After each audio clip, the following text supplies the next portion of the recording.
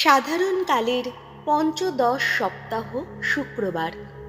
প্রথম পাঠ যাত্রা পুস্তক 11 অধ্যায় পদ সংখ্যা 10 থেকে 12 অধ্যায় পদ সংখ্যা 14। দাসত্বের হাত থেকে নিস্তার পাওয়ার সময় ইসরায়েলীয়দের যে কিভাবে নিস্তার ভোজ পালন করতে হবে সেই বিষয়ে ভগবানের নির্দেশ।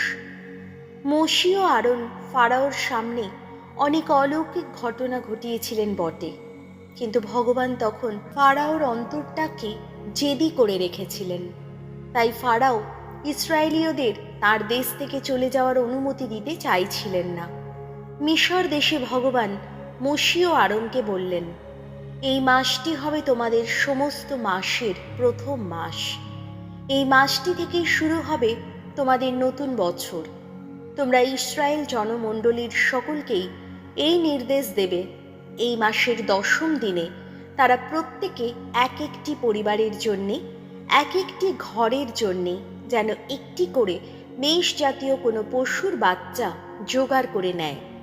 গোটা বাচ্চাটির মাংস খাওয়ার পক্ষে ঘরের লোক সংখ্যা যদি কম হয়, তাহলে সবচেয়ে কাছের প্রতিবেশীর সঙ্গে ব্যবস্থা করে মোট লোক সংখ্যা অনুসারেই যেন বাচ্চাটি জোগাড় করে নেওয়া হয়।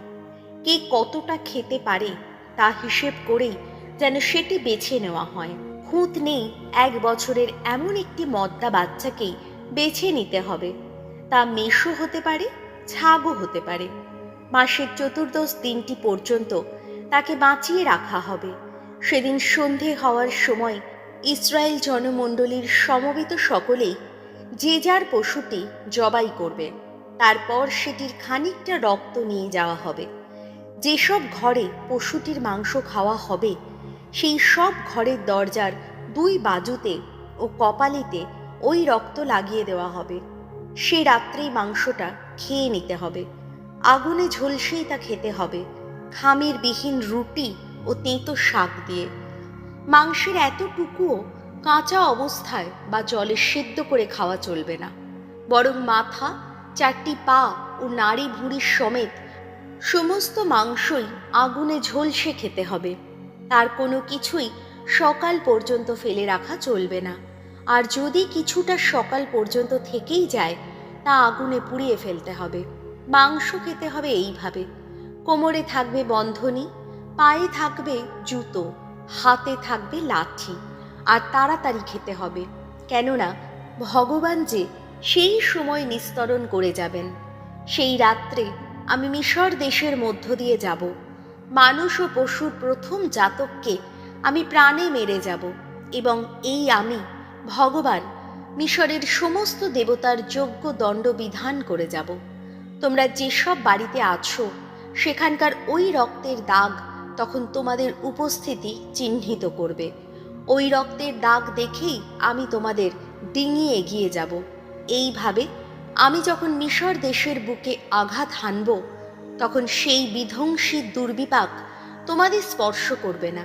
এই দিনটি তোমাদের কাছে এক স্মারক দিবস হয়ে থাকবে। ভগবানের সম্মানে পালনীয় পর্বদিন রূপেই তোমরা তা উদযাপন করবে। পুরুষানুক্রমেই তা উদযাপন করে যাবে। এই বিধি চিরপালনীয়। প্রভুর বাণী, শাম সঙ্গীত, ধুয়ো। মুক্তির পান পাত্রটি তুলে ধরে ভগবানকে ডাকব বারংবার। ভগবান আমার জন্যে করেছেন যা কিছু মঙ্গল, তাকে কী বা দেব তার প্রতিদানে? ত্রাণ পাত্রখানি তুলে ধরে আমি ভগবানের নাম আহা করব স্মরণ। ধুয়ো। মুক্তির পান পাত্রটি তুলে ধরে ভগবানকে ডাকব বারংবার। ভক্তজন যারা, তাদের মৃত্যু ভগবানের দৃষ্টিতে বড়ই দুঃখের ব্যাপার।